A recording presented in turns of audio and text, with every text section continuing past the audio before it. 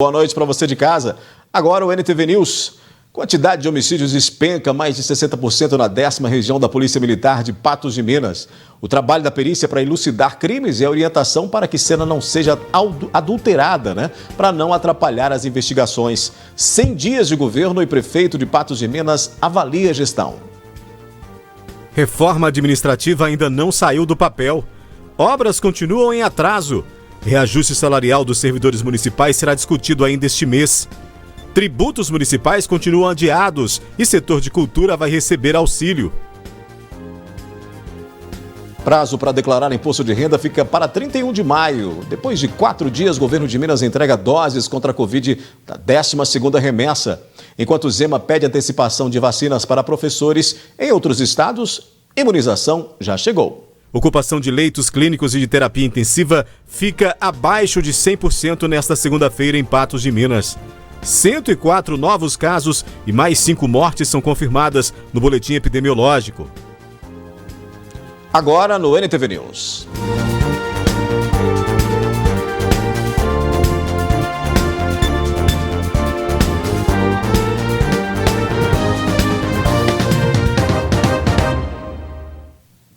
O número de homicídios caiu 16,9% em Minas Gerais no primeiro trimestre de 2021, na comparação com o mesmo período do ano passado, segundo dados do Observatório de Segurança Pública da Secretaria de Estado de Justiça e Segurança Pública.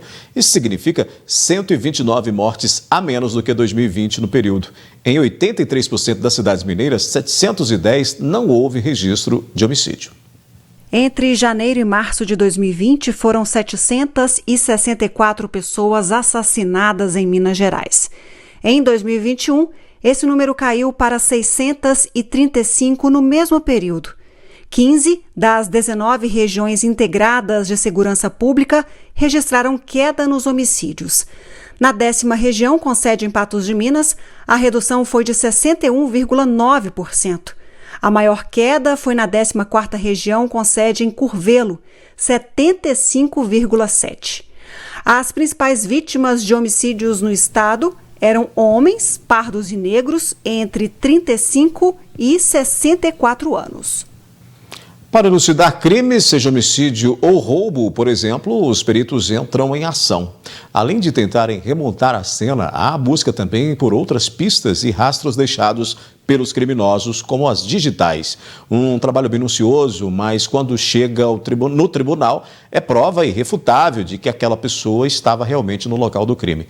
Por isso é importante deixar tudo preservado e não tocar em nada. Cenas de crimes, residências reviradas, vítimas e mais vítimas. Recentemente, mostramos o fato em que 2 senhoras foram assaltadas em suas casas, no centro de Patos de Minas. Um dos criminosos agrediu uma das vítimas. Horas depois do crime, os bandidos foram presos. Para chegar até os criminosos, investigações são feitas. Quando policiais civis chegam no local, a averiguação inicia a partir da cena do crime. A cena do crime é um local sagrado para uma investigação de um crime patrimonial. Sobretudo porque ela, juntamente com todas as outras diligências que serão feitas no inquérito policial, são para buscar identificar a autoria daquele crime. Então, se você, vítima, a principal interessada em descobrir a autoria daquele crime, chega e ainda que na ânsia ali de ver o que aconteceu, se você modificar essa cena do crime, você vai estar beneficiando, aquele infrator e dando um prejuízo na investigação. Depois, materiais que podem colaborar com a investigação do fato são recolhidos e encaminhados para análise. Esse material colhido no local, materiais relacionados à cena do crime, são apreendidos pelos investigadores de polícia. Outros materiais que necessitam necessariamente de uma perícia são levados para o nosso setor de perícia criminal. No setor de perícia criminal é feito todo o levantamento, seja de substâncias entorpecentes apreendidas no local, armas de fogo, armas brancas, a descrição também do local do crime e também todas as demais provas que foram colhidas ali são confrontadas num laboratório para que se busque aí a materialidade desse crime, demonstrar a materialidade desse crime e buscar também a identificação da autoria da prática desse crime. A Polícia Civil conta com um banco de dados que ajuda a chegar até o possível autor do crime. O banco de dados da Polícia Civil de Minas Gerais, ele é muito importante, né? Nele constam várias informações sobre os indivíduos que aqui residem, sobre os indivíduos que já tiveram passagens policiais por aqui, né? E essa unificação a nível nacional seria muito importante. Aí é um grande passo o dia que nós tivemos aí também uma identidade a nível nacional e não a identidade hoje dividida a níveis estaduais da forma como é. Temos sim vários exemplos de que tão somente pelo modo de execução do crime a polícia já possa visualizar que aquele meio de execução é de uma determinada pessoa e a partir dali intensificar os seus levantamentos contra aquela pessoa, porque isso realmente acontece muito. Caso você seja vítima de criminosos, esteja atento às recomendações da Polícia Civil. Primeiramente, ela tem que pensar em sua segurança pessoal, porque se você encontra o autor em um momento de despreparo, ele pode estar sujeito a tudo. Então, primeiramente, você deve se buscar a sua segurança pessoal e nada de ruim para vir acontecer com você, além do seu prejuízo patrimonial.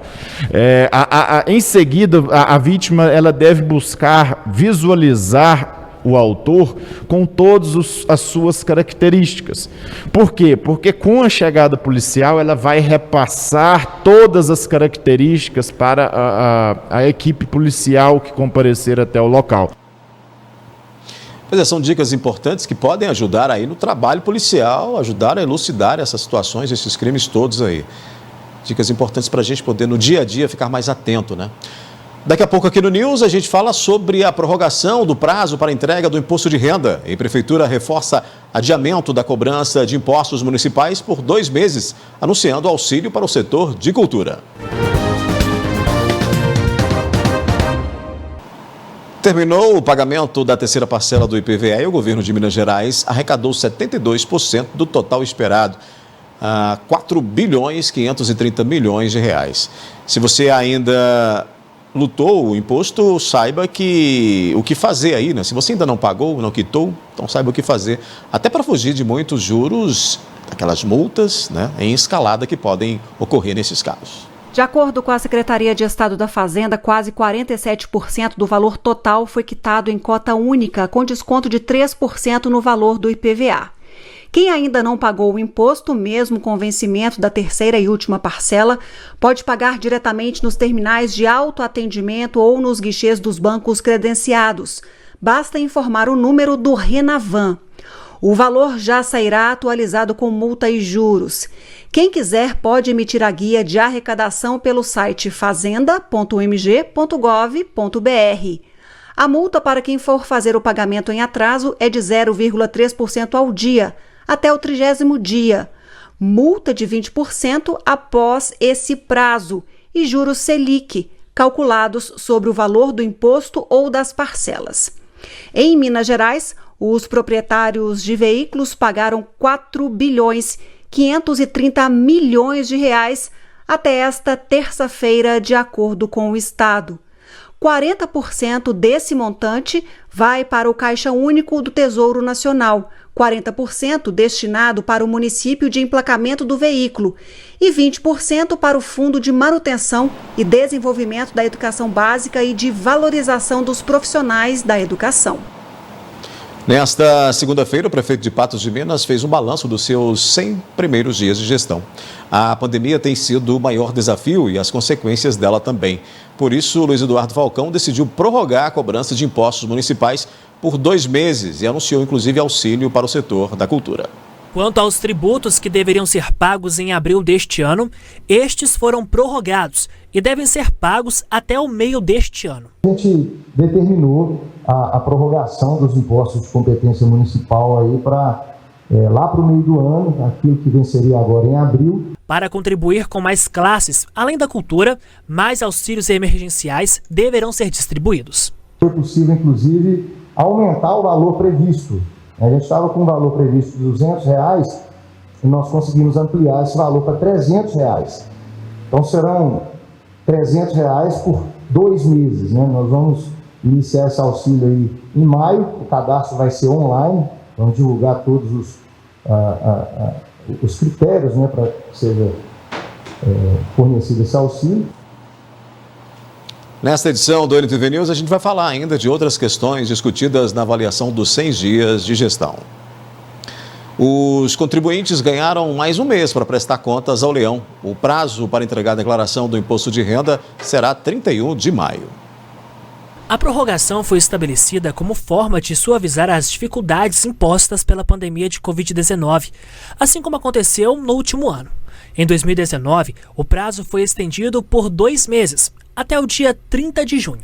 Neste ano, a prorrogação será por apenas mais um mês. Evitar aglomeração em algum órgão, ou entidade, ou empresa, ou até mesmo na Receita Federal, para aqueles contribuintes que necessitam buscar informações para declaração.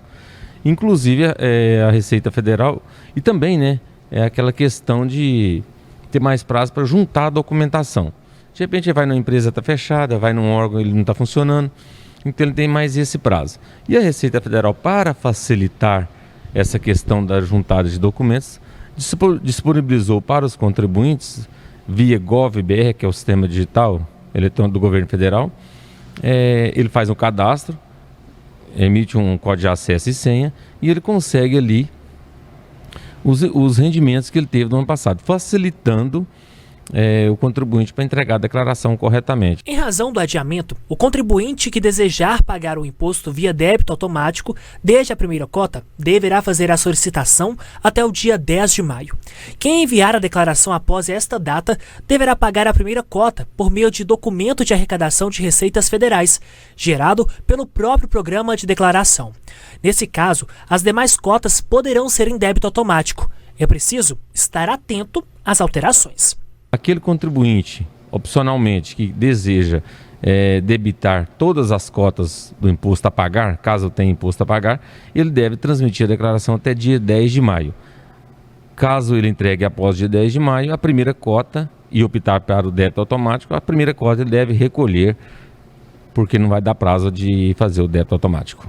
O contribuinte pode ainda destinar parte do imposto para órgãos assistenciais. No momento que a pessoa faz a declaração, destinar parte do imposto de renda devido para os fundos da criança e adolescente, que é o FIA, e para o fundo do idoso. Lembrando que nem todos os municípios possuem os dois fundos. Aquele município que ele deseja fazer a destinação, a doação, se ele tiver só um fundo, ele pode doar para o outro fundo em outro município. Isso é muito importante. O que significa essa doação? É você desviar o destino do recurso. Ao invés do dinheiro ir para Brasília para depois ele ser distribuído para estados, municípios, etc., o contribuinte coloca o dinheiro no município que ele deseja. Como que ele faz isso? Depois de ele terminar a declaração, existe um item lá, uma ficha, doação diretamente na declaração. Ele clica lá, vai aparecer o valor, já é calculado pelo programa, o valor que ele pode destinar para cada fundo. Se é R$100 que ele pode, é R$100 para o FIA, R$100 para o idoso. Ele pode doar para municípios distintos, pode, no caso de Patos de Minas possui os dois fundos. No momento lá que ele abre para fazer a declaração, ele vai selecionar e vai ver a lista de municípios que possui. Então isso é muito importante, a parte social, a Receita, isso não é questão de malha, a Receita está encampando essa doação, está trabalhando junto aos contadores, junto aos empresários, para que façam. A Receita, isso não é motivo de malha, vou repetir, pelo contrário, a Receita está trabalhando em prol dessa destinação, dessa doação. Na sequência aqui do News, a gente fala do futebol, com a rodada do final de semana do Mineiro. E 10 anos depois, a avaliação do serviço de tratamento de esgoto em Patos de Minas. Há mais de 10 anos, a Copasa presta serviço de esgotamento sanitário em Patos de Minas. Nesse período, muitas melhorias foram feitas e a companhia garante que os investimentos não param. Desde 2009, a Copasa deu início ao serviço de esgotamento sanitário em Patos de Minas. Foram mais de 183 milhões investidos na implantação de uma estação de tratamento de esgoto, elevatórias e redes coletoras. Ao todo, cerca de 135 mil pessoas são beneficiadas. Em 2013, a companhia tinha capacidade de tratar 30% do esgoto produzido na cidade. Em 2018, com os investimentos feitos, o percentual saltou para 80%. E já em 2019 atingiu 90%. Todo o tratamento segue os padrões de controle de qualidade exigidos pelas legislações ambientais vigentes. Há ainda a previsão de que 100% do esgoto produzido seja tratado em 2022. Para isso, a companhia tem investido em obras de ampliação e melhorias no sistema de esgotamento sanitário da cidade. Investimento de R$11 milhões que vai beneficiar todos os patenses. Serão construídos 18 quilômetros de redes coletoras, 8 elevatórias nos bairros Alto Limoeiro, Gramado, Campos Elíseos, Distrito Industrial 2 e 3, Santa Helena e Jardim Europa e instaladas 50 ligações prediais.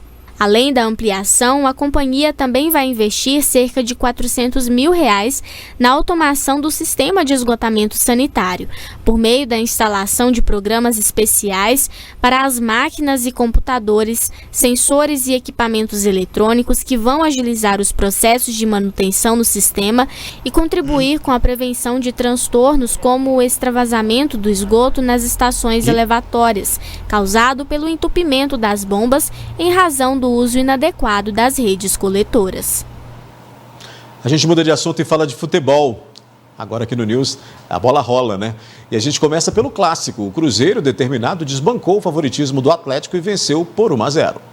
No clássico que marca os 100 anos da rivalidade, que serão completados em 17 de abril, o Cruzeiro, mesmo no pior momento da sua história, estando na Série B e tecnicamente muito inferior ao Atlético, surpreendeu, superou o favoritismo do rival e bateu o Galo por 1-0 no Mineirão. A Raposa, apesar de novamente apresentar muitas limitações técnicas, foi a mais eficiente e competente na sua proposta de jogo, dando poucos espaços ao Atlético e sendo superior taticamente. Na segunda etapa, a qualidade técnica do duelo seguiu praticamente inexistente, mas o clássico ganhou um pouco mais de emoção. O Galo teve uma chance clara com Vargas, que parou em Fábio. Já o Cruzeiro, em contra-ataque rápido, viu Ayrton aproveitar a oportunidade depois de boa jogada combinada com Matheus Pereira e Sobis e marcar o gol da vitória celeste aos 16 minutos de jogo. Visivelmente decepcionado, Cuca se responsabilizou pela derrota e reconheceu o esforço da Raposa em campo. Eu sou o responsável pela derrota. Para mim particularmente, o que mais me incomoda nas derrotas é a atitude tua, né? Minha. Eu tenho que ter uma atitude de trabalhar no meu limite máximo. Se eu não conseguir a vitória, eu vou para casa. Eu tentei, eu dei tudo. Isso que me incomoda. Não em clássico, me incomoda em qualquer jogo que eu vá jogar. Com a terceira vitória consecutiva, Felipe Conceição ressaltou que o resultado se deu devido à entrega e à disciplina dos atletas. Fizemos um grande jogo contra um grande adversário, né, nível de Série A e primeiras posições de Série A, como foi temporada passada, e soubemos ser disciplinados o suficiente, ter uma entrega que o jogo pedia, e dentro do jogo, o que me deixa mais feliz foi a manutenção do padrão de jogo o tempo todo. Jogos assim são decididos em detalhes, e a gente conseguiu, dentro dessa disciplina, dessa entrega dos atletas, ser superior na partida, e foi uma vitória merecida. O herói da partida, Ayrton, não deixou de expressar a alegria em fazer o gol no clássico. A gente estava pensando nesse clássico faz um tempo, e principalmente eu trabalhei bastante finalizações, trabalhei bastante para chegar nesse momento e conseguir resolver o clássico, graças a Deus, junto com meus companheiros. Na próxima rodada, o Atlético recebe o Boa no Mineirão. Domingo, às 16h. Também no domingo, o Cruzeiro vai a Pouso Alegre e a partida está marcada para as 11 horas da manhã. A gente continua falando de futebol, que por pouco a URT não perdeu a invencibilidade em casa. A veterana só conseguiu arrancar um empate contra o Boa na prorrogação. O time que perdia por 1-0 para o Boa conseguiu golear, conseguiu fazer gol, né, no Atlético e agora está na cola do G4. A primeira etapa começou morna, mas com a equipe celeste com mais volume de jogo. Com algumas faltas próximas à área, a equipe tentou se aproximar do gol de Carlos Miguel, mas não criou grandes oportunidades. Aos 23 minutos, Lucas Silva invadiu a área pela esquerda, mas bateu em cima de Carlos Miguel. Já o Boa tentou ter a bola e evitar a pressão do adversário, mas o primeiro tempo terminou sem gols. O Boa Esporte voltou melhor no segundo tempo. Marcando mais, a equipe de Varginha começou a ter mais a posse e a comandar as ações. Mas seguia faltando o último passe para ambas as equipes. Quando a bola sobrou na frente, o homem da área resolveu. Aos 28 minutos, Jefferson aproveitou bem uma situação na zaga da URT e tocou por cima de Jairo. A bola ia entrando, mas Donato tirou em cima da linha de carrinho. No rebote, Fabinho teve calma e tocou para o camisa 9, que escorou para abrir o placar aos 29 minutos. Depois disso, o Trovão desanimou e o rendimento caiu. Quando parecia que tudo estava perdido, Pedro Rosa pegou rebote na entrada da área e soltou um petardo para deixar tudo igual aos 49 da segunda etapa. O empate de 1-1 veio como alívio para o RT, mas para o técnico, o baixo rendimento do time foi devido ao pouco descanso entre as últimas rodadas. A gente não pode esquecer que o Boa teve um jogo adiado na rodada, né? Então eles tiveram a semana inteira para se preparar para esse jogo, nós jogamos direto. Então, quer dizer, nessa maratona que nós tivemos de 4 jogos em 10 dias, nós conseguimos fazer 7 pontos, saímos lá de baixo e a gente tem fé que essa semana vai ser muito útil para a gente poder preparar, descansar um pouco esses jogadores, porque não é fácil passar o que nós passamos aqui, o time ainda ter força para reagir no final. Alívio para os jogadores e principalmente para quem fez o gol, a lá Romário, não é Pedro Rosa. Como estávamos perdendo o jogo, né, tinha falado com os zagueiros aqui, a gente tinha que se mandar, tentar o tudo ou nada. Então ali no momento que a bola sobrou, não pensei duas vezes, né, isso aí é natural durante o jogo, então eu acredito que nós somos premiados com esse gol aí, esse ponto vai ser importantíssimo para a gente durante a sequência. Com mais tempo para se preparar para os próximos compromissos, o foco da URT está nas vitórias e, claro, em voltar para o G4. Muitas pessoas às vezes poderiam achar que o resultado já estava de derrota, mas não, eu acredito muito nesse grupo, é um grupo que não se rende, é um grupo que o tempo todo briga para poder vencer, então para mim não foi surpresa, mas sim uma felicidade de ver aquele trabalho que a gente faz dentro da semana e os caras estão imbuídos de levar o RT o mais alto possível do pódio. O RT está na 5ª colocação do Campeonato Mineiro, está ainda colado ali no G4, né? O próximo compromisso do Trovão Azul é no domingo, contra o Patrocinense em Patrocínio. Na sequência, tem análise da notícia aqui no News. A gente volta a falar da avaliação do prefeito Falcão dos 100 dias de governo. Reforma administrativa ainda não saiu do papel. Reajuste salarial dos servidores municipais será discutido ainda este mês. E obras continuam em atraso.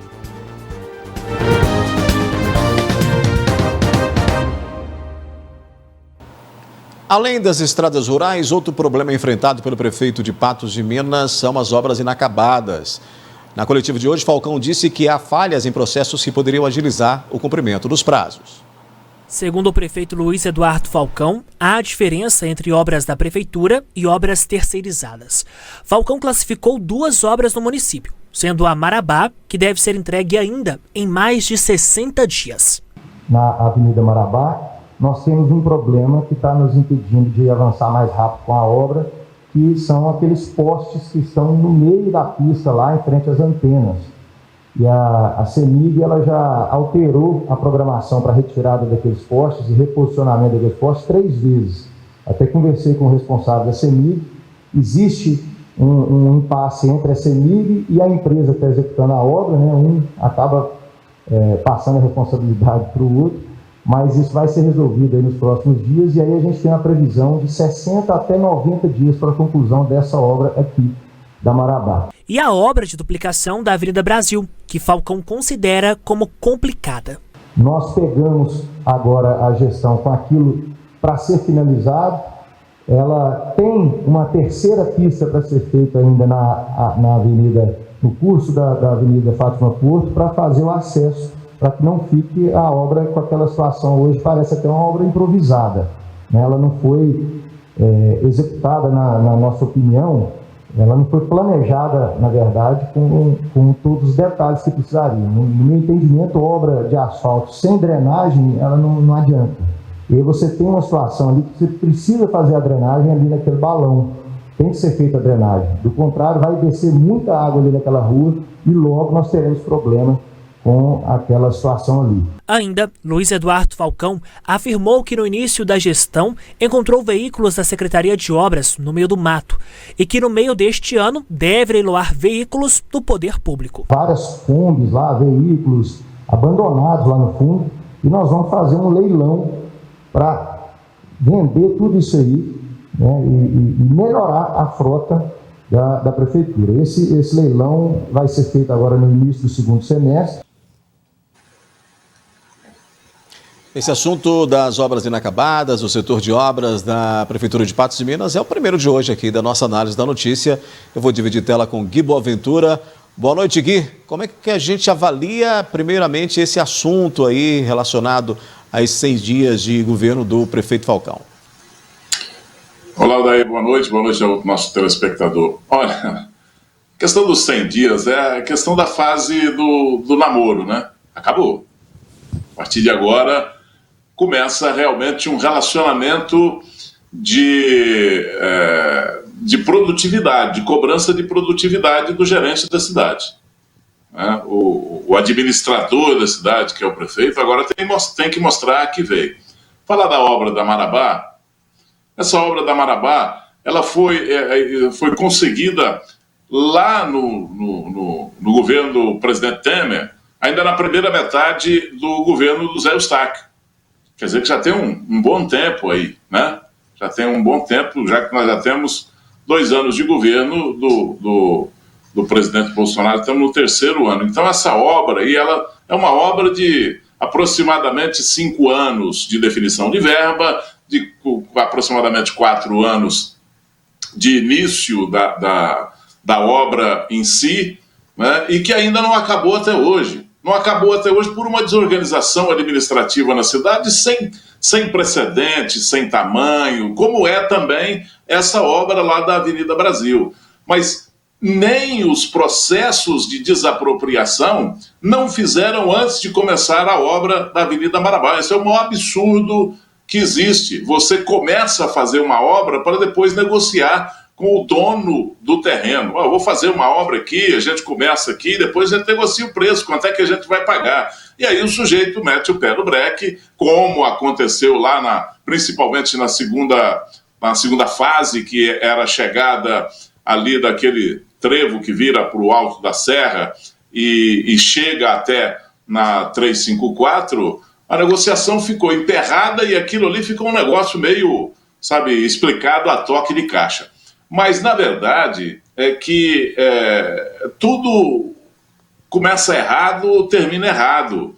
Né? Essa obra da Marabá já era para ter sido entregue já há muito tempo, e eu tenho acompanhado isso de muito perto. Essa obra também da Avenida Brasil, olha que absurdo que o prefeito vem e fala. Não, ali temos que fazer obra de infraestrutura primeiro, antes de colocar o asfalto. Rede pluvial, que é um problema seríssimo que nós temos na cidade, aquela praça ali, a Praça Madrid, né, não ter rede, não ter um bueiro para coleta de água ali, coleta que desce da água que desce da Afonso Queiroz ali, e não colhe essa água, aquilo ali vai descer no muque, na força, né, de queda livre, rumo a Fátima Porto, passando por em cima daquele asfalto mal feito, porque aquele asfalto ali é uma casca, é um asfalto mal feito. Cheio ainda de falha para terminar. Então essas obras aí, só para a gente conversar, ou começar essa nossa conversa, são obras mal começadas. Vão terminar mal. Todas as 2 obras, essas citadas aí pelo prefeito, infelizmente ele não tem outras para citar, do seu governo, também 100 dias cobrar, a gente tem que cobrar daqui para frente. Mas essas obras aí são de governos anteriores, ou aliás, é do governo anterior, começou no governo anterior. O Gui, outra questão que a gente vai mostrar, levantada pelo prefeito de Patos de Minas na avaliação dos 100 dias de governo, é a prometida reforma administrativa, mas por enquanto o projeto ainda não está pronto. Essa reforma é muito comum que as coisas comecem a ser planejadas no primeiro ano de governo, que isso envolva licitação, uma burocracia maior, acaba passando para o segundo ano e a gente quer evitar isso a qualquer custo, mas as coisas também a gente não consegue fazer com que aconteça tão rápido. Em 100 dias não foi possível ainda finalizar toda a reestruturação da gestão, mas está sendo feito sim, com apoio inclusive de profissionais que estão até esse momento, até voluntariamente nos ajudando, para que a gente tenha um novo desenho dos cargos na prefeitura, das secretarias.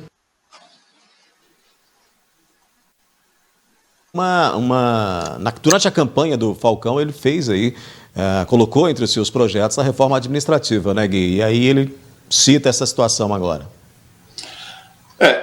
Voltando aí em relação à questão dos 100 dias, os 100 dias é o período perdoável, né? Vamos dizer assim, é o período perdoável da administração. Daqui para frente, não se pode falar eu não sabia, eu não previa, eu não pensava, eu não via, né? Então, daqui para frente é um outro tipo de relacionamento. Em relação a essa reforma administrativa, eu acho isso extremamente necessário, que se faça sempre uma reforma administrativa. Acho que cada governo que entrasse devia ter no seu projeto uma avaliação do que estava sendo feito, da forma com que estava sendo feita, isso, claro, junto com o legislativo. Porque falar eu vou fazer uma reforma administrativa tem que combinar com os russos primeiro, né? Se não combinar com o legislativo, chega lá na Câmara, vai emperrar e não vai fazer uma reforma administrativa. Não é fácil assim. Então é preciso que todo mundo entenda que há uma necessidade de fazer uma reforma administrativa, porque isso é um setor da prefeitura que está sempre em evolução, Odair. Está sempre em evolução, o nosso telespectador sabe disso, né? É uma mudança constante, é um aperfeiçoamento constante, é uma secretaria que se torna desnecessária, é uma secretaria com pouca produtividade que pode agregar com outra secretaria. Às vezes é um setor que necessita de uma atenção maior da administração pública e precisa ser reformulada. Então, isso é para o bem do trabalho feito pela administração, pelo prefeito, né? E tem que fazer essa reforma mesmo. E acredito que a Câmara deve unir aí com o prefeito, com a administração, para fazer uma reforma sim. E ela deve ser feita o mais rápido possível, porque senão passa a administração dele, passa o governo do Falcão e ele não coloca em prática uma administração, porque colocar uma reforma administrativa com 2 anos de governo passa muito rápido, né? O Gui, o prefeito de Patos de Minas ainda se comprometeu a avaliar o reajuste no salário dos servidores municipais ainda este mês e nós temos esse material aí. Foi feito um compromisso da nossa gestão com o sindicato dos servidores para voltarmos a conversar agora em abril. E até falei com o nosso secretário de governo, que está ali, falei, vamos chamar o pessoal antes que eles nos cobrem, vamos nós chamar eles, porque já chegou abril, a gente deve a eles uma posição, e eu creio que nós vamos chegar assim a bom termo.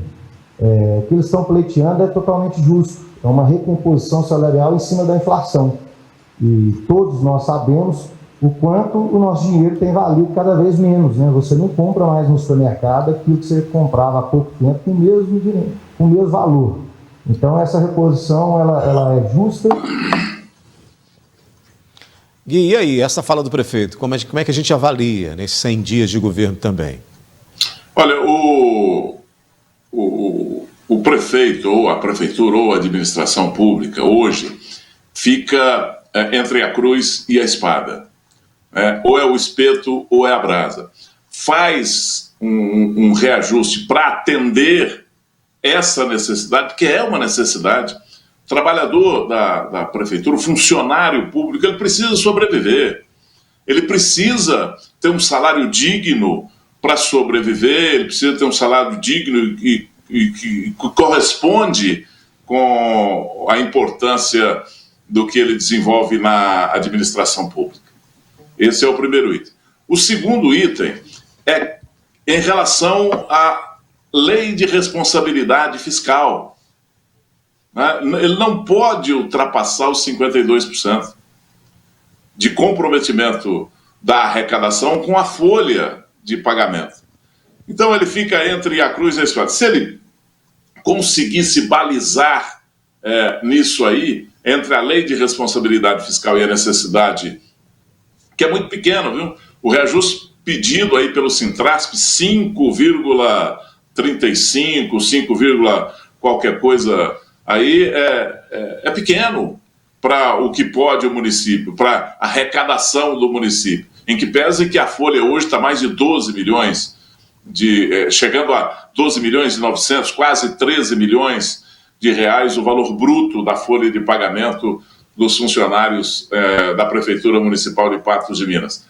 Qualquer reajuste aí vai representar muito em termos percentuais em relação à arrecadação. Mas se o prefeito conseguir se abalizar aí, não pode prometer e não cumprir, né? Se ele conseguir se balizar entre esses dois itens aí, parabéns, eu acho que é isso mesmo, tem que tocar o barco, porque sem o funcionário público também, André, não se toca uma administração, não se toca uma prefeitura. É verdade. Gui, vamos fazer uma paradinha rápida. Já já a gente fala da ocupação de leitos clínicos e de terapia intensiva na rede pública, que fica abaixo de 100% nessa segunda-feira em Patos de Minas. Mas na rede privada o esgotamento continua. 104 novos casos e mais 5 mortes são confirmados no boletim epidemiológico desta segunda. E enquanto o Zema pede antecipação de vacinas para professores, em outros estados a imunização já chegou.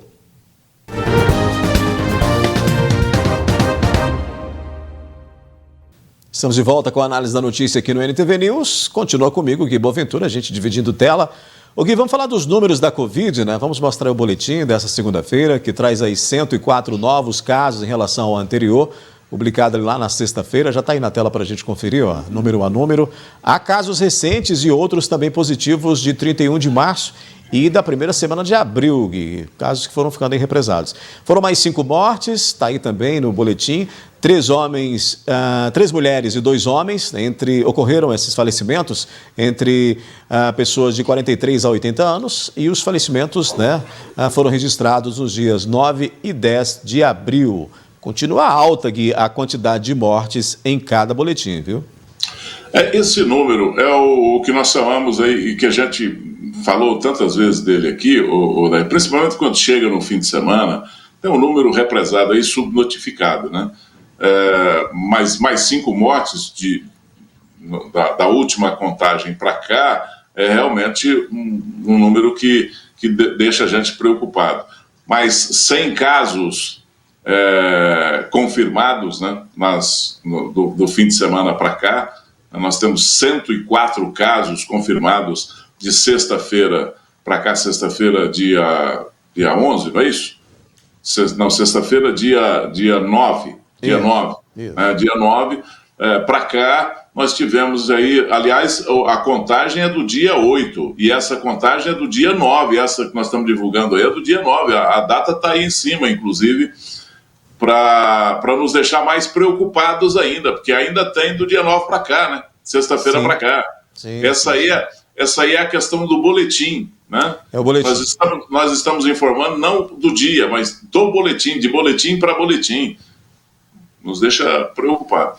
Se bem que é o seguinte, hoje o percentual de internação amanheceu razoável dentro daquela movimentação e daquela variação que a gente tem acompanhado no dia a dia durante a semana passada. A semana passada baixou bastante essa variação e nos deixa assim numa esperança muito grande, né, de que essa variação continue baixando também essa semana. Falei hoje com um médico do Serviço Público de Saúde, e ele estava me dizendo que a movimentação em torno de novos casos esse final de semana e desse final de semana para cá diminuiu muito a movimentação. Já não está mais aquela agonia, já não está mais aquela ansiedade, aquela correria que nós estávamos alguns dias atrás, aí, há 20, 25 dias atrás, aqui em Patos de Minas, no atendimento público de saúde. Isso nos traz uma certa dose de esperança,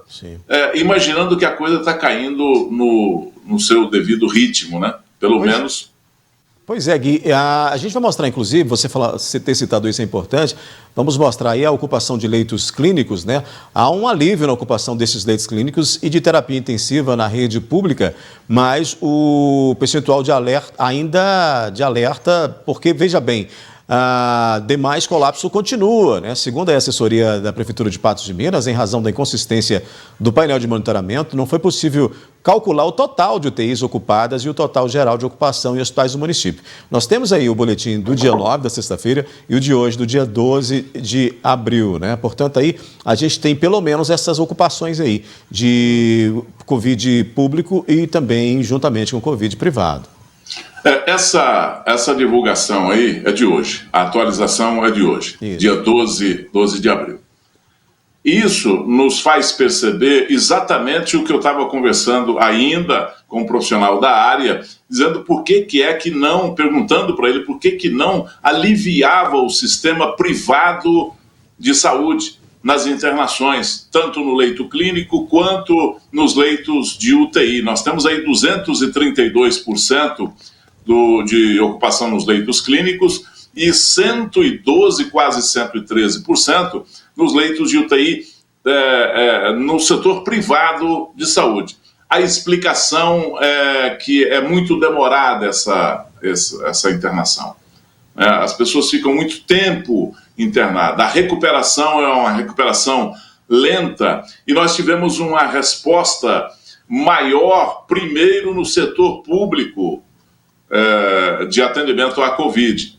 Então, por isso baixou, né? Nós estamos com 79% dos leitos ocupados, os leitos clínicos, e 90% nos leitos de UTI. Hoje, pela manhã, nós tínhamos aí um percentual de ocupação em torno de 60 e poucos % na ocupação de leitos de UTI. Mas é aquela questão da UTI, é a fila, né, Odair?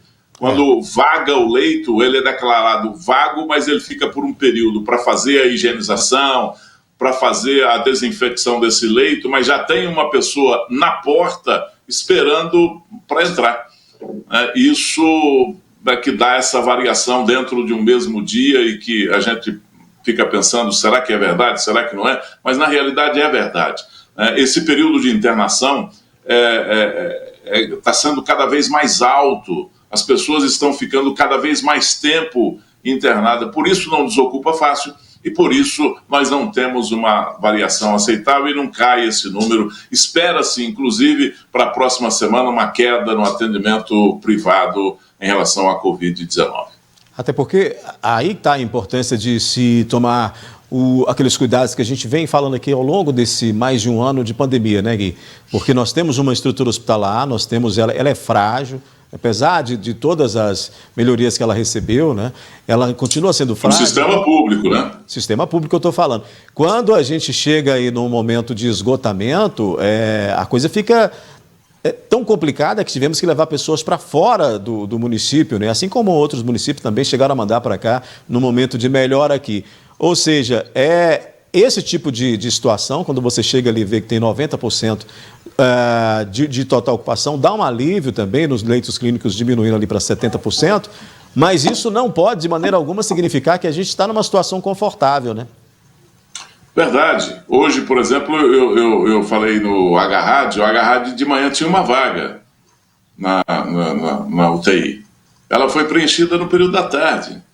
Então, sabe, é uma situação muito apertada. A estrutura nossa é uma estrutura pequena. Quando você fala assim, tem uma vaga no H-Rádio, no Hospital Regional, é 10%.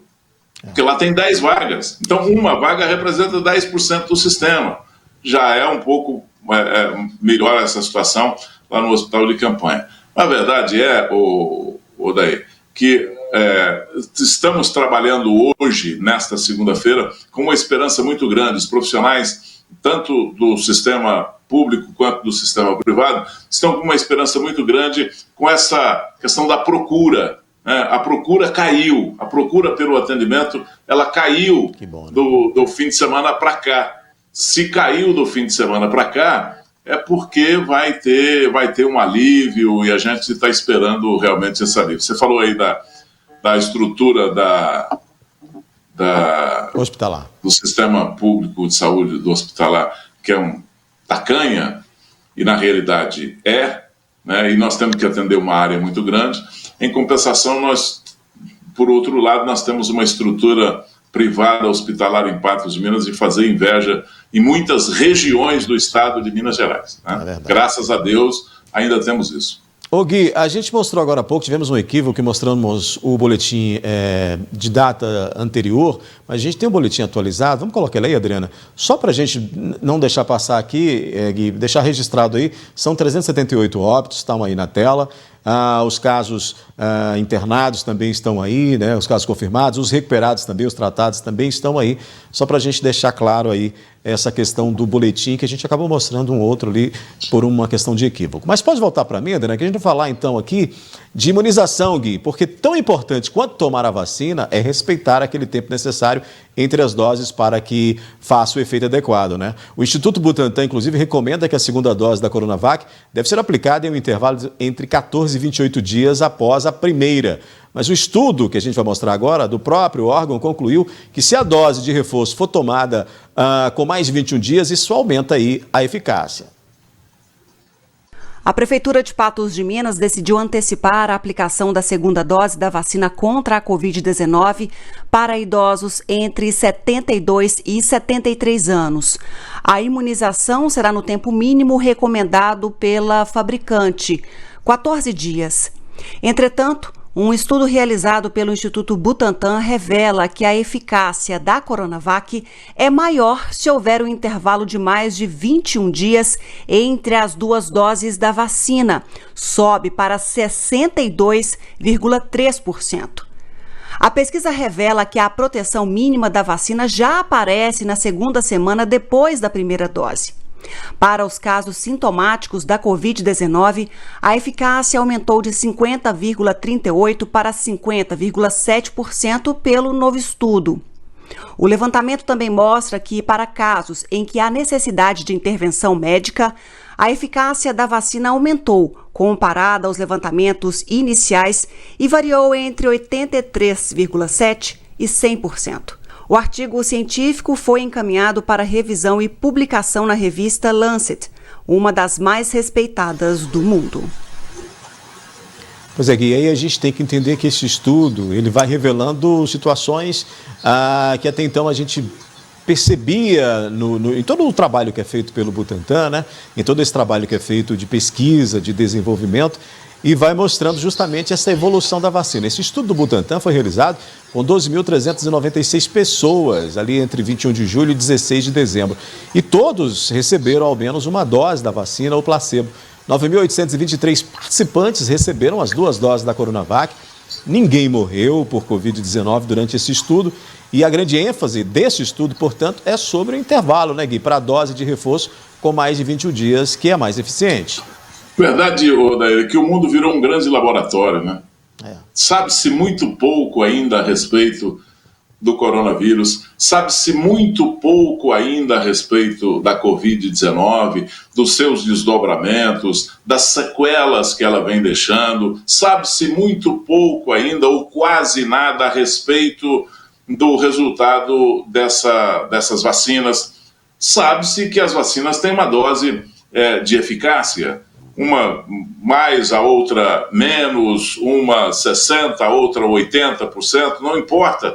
Mas, na verdade, é que nenhum desses laboratórios que estão disponibilizando essa vacina tem, assim, a afirmação concreta, porque nós não tivemos nem tempo para testar na população, de verdade, no campo, qualquer uma dessas vacinas que estão sendo colocadas aí. Nós vamos obter esses resultados com o passar do tempo, e vamos servindo de cobaia, vamos servindo de experiência, mas é assim, essa é a única saída que nós temos, é fazer isso. Pois é, Gui, por falar em imunização, as unidades regionais de saúde de Minas Gerais receberam nesta segunda-feira do governo do estado as doses contra a Covid-19 que chegaram ainda na quinta-feira do Ministério da Saúde, ou seja, 4 dias depois. São 478.150 imunizantes, a gente mostra. Na 12ª remessa foram distribuídas 257.750 doses da AstraZeneca e 220.400 da Coronavac em Minas Gerais. Quase 31% deve ser direcionada para a dose de reforço de trabalhadores de saúde e 21% para a segunda dose para quem tem entre 70 e 74 anos. O restante deve ser para dar sequência na imunização dos idosos e dos integrantes das forças de segurança e salvamento. O Gui, a gente falava disso hoje na transição entre o 30 Minutos e o seu programa, justamente essa questão das faixas, né, que devido à quantidade de vacinas, aplica-se a segunda dose lá, daquela reserva que estava para acima de 70, e esse pessoal abaixo de 70 anos tem que esperar um pouquinho mais para seguir com essa imunização. E aí essas doses chegando aí às regionais, né, chegando inclusive em Patos de Minas. Pois é, nós víamos vacinando a população, tendo a população aqui da região e do estado de Minas Gerais com uma vacinação muito forte com a vacina da Coronavac. Agora começa a chegar também a AstraZeneca. Como é que vai ser isso? Não pode aplicar uma dose de uma e aplicar a segunda dose da outra. Então tem que ser a primeira dose de uma e a segunda dose de uma também. A primeira dose da outra e a segunda dose da outra também. Então, é o aperto que todo mundo está passando, que todos os municípios estão passando, que todos os estados estão passando, que o Brasil está passando, porque nós não tivemos aí uma coordenação. Nós estamos desordenadamente vacinando a população brasileira de um jeito que ninguém sabe aonde nós vamos chegar, ninguém sabe quando vai acontecer qualquer coisa. O ministro da Saúde veio a público nesse fim de semana e disse que nós só vamos ter realmente um resultado maior na vacinação, no número de vacinados no Brasil, no segundo semestre, que é quando já estará vacinada a população norte-americana, sabe? Então, é esperar, contar com a sorte, esperar, e tem uma coisa que a gente pode fazer, viu, Odair? Muito. Rezar. Rezar e se cuidar. Gui, para finalizar, o governador de Minas Gerais ele formalizou um pedido ao Ministério da Educação para que a vacinação contra a Covid-19 seja antecipada para os professores no Plano Nacional de Imunização. Mas enquanto Romeu Zema espera o governo federal, tem estado como São Paulo, por exemplo, que já começou a imunizar os educadores. Vale frisar, né, Gui, que os estados e municípios têm autonomia para alterar aí o calendário vacinal. Pois é, essa questão da autonomia, ela depende, né? Porque nós devíamos ter uma coisa só no Brasil inteiro, nós devíamos ter um protocolo só no Brasil inteiro, e nós não temos isso. São Paulo faz uma coisa, o Rio faz outra, Minas faz outra, e não se chega a um consenso nacional em relação a essa imunização. Então, é esperar para ver se isso funciona. Nós estamos, sabe, num deserto de coordenação, nós estamos aí ávidos pela vacina, mas ninguém sabe, você não sabe, eu não sei, ninguém sabe o que vai acontecer amanhã, por exemplo, em relação... O próprio governador, ele recorre ao Ministério Público e fala, escuta, eu posso vacinar a população X, o segmento X, porque ninguém se entende, porque não se sabe nada, sabe? São Paulo está fazendo? Está fazendo. Lá é uma coisa, aqui é outra. Nós somos países diferentes? Não somos. Unidades da federação que se procedem diferente numa situação que devia ter um procedimento comum para todo mundo ia se entender e todo mundo ia saber das coisas. Essa desinformação é uma doença grave também que nós estamos passando nessa pandemia. É isso então, Gui, não temos mais tempo para mais nada, é só te agradecer. Essa então foi a última aqui da nossa análise da notícia. Amanhã a gente se encontra, hein? Estaremos aí, firmes. Um grande abraço para você. Aqui, sem te parabenizar, desejar felicidades. Já tinha feito isso hoje pela manhã, mas agora a gente, antes de fechar aqui o News, te parabenizar. Muitas felicidades pelo seu aniversário, viu? Obrigado daí, obrigado a todos os telespectadores, obrigado a todo mundo que tem me mandado inúmeras mensagens aqui no meu celular, no WhatsApp da NTV. É muito gratificante isso. Muito obrigado a todos, obrigado a você, obrigado à casa, a todos os companheiros e amigos. E o nosso telespectador, tenham todos uma boa noite. Até amanhã. Muito bem. Outras notícias você acessa o portal patujá.com.br. Amanhã a gente se encontra às 19 horas com mais uma edição do NTV News. Até lá.